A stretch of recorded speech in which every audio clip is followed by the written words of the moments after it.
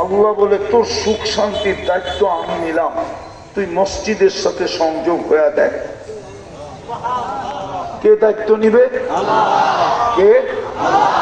অথচ মসজিদের সাথে সংযোগ নেই, মাদ্রাসার সাথে নাই। বরং বহুত এলাকায় আছে মাদ্রাসার সাথে বিরোধ, মাদ্রাসা সইতে পারে না। এত বড় হওয়ার দরকার কি? একটা মক্তব হইলেই তো চলে, হেফজখানা হইলেই তো চলে, আবার কিতাবখানা হবে কেন? আবার দাওরা হাদিস পর্যন্ত হবে কেন? হ্যাঁ মেরে দোস্ত, পায়ে হাত দিয়া বলি আজকের থেকে সংযোগ জোড়েন, কাজে দিবে। পড়বেন নামাজ? কে কে? নামান আসবেন মাদ্রাসায়? হ্যাঁ, আজকে বুঝাইতে পারবো না, সময় নাই, কালকে নিজেই বুঝবেন। আছে আমাদের দেশের প্রবাদ বাক্য, মা আমারে জাগায়, তুই কতজনকে জাগাবি, তোরে আর জাগাইব কে? তুই তো 1000 জনকে জাগাবি, ঠিক না? ঠিক, তুই তো 1000 জনকে জাগাবি, তোরে জাগাবো কে? তোরে জাগাইতে হবে না, তুই 1000 জনকে জাগাবি। শুধু জাগাবি না, প্লেনে উঠায়া জাগায়া বাড়িতে নিয়ে আবি।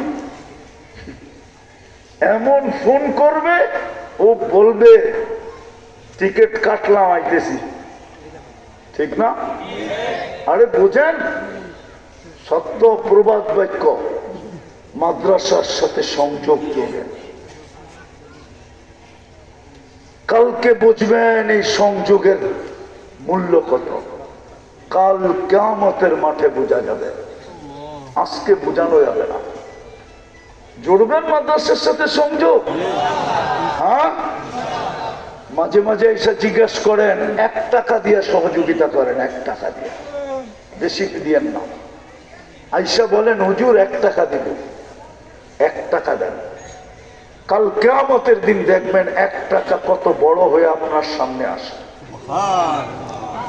হুজুরদের ইহসান এটা, নাইলে ওরাও অটো লয়া বাহিরে যেতে পারতো। মহল্লাবাসীরে বলতো, চললাম অটো লয়া, তোর নামাজ তুই পড়, আমারটা আমি পড়া নেব, তোর জুমা তুই পড়। কমিটিকে বলতে পারতো, তোমাগো জুমা তোমরা পড়ো, আমি অটো লয়া চললাম, আমার জুমা আমি পড়া নিব, তোমাগো 5 ওয়াক্ত নামাজ তোমরা পড়ো, আমারটা আমি পড়া নিব। অটো লয়া চললাম, মাদ্রাসা তালা লাগায় চলে যেতে বলতো, তোমাদের ছেলে সন্তান তোমরা দেখো, আমরা তো চললাম। खुश रहो आए बागे बानो, हम तो अपना घर चले, চলে যেতে পারতেন। কিন্তু এই যে আপনি দামি হবেন কিভাবে? কাল কিয়ামতের দিন আল্লাহর রসুলের সামনে দাঁড়াবে কিভাবে? এই জন্য হুজুররা পড়া রয়েছে। সংযোগ জড়বেন ইনশাআল্লাহ, পাক্কা। উঠা চলে না যাই, আমি মাত্র জমায়া দিয়া গেলাম, আমার পরে বক্তা আছে, আসল আমার পরে আসবে। আল্লাহ আমাদেরকে আমল করার তৌফিক দান করেন। ওমা আলাইনা ইল্লা বিল্লাহ।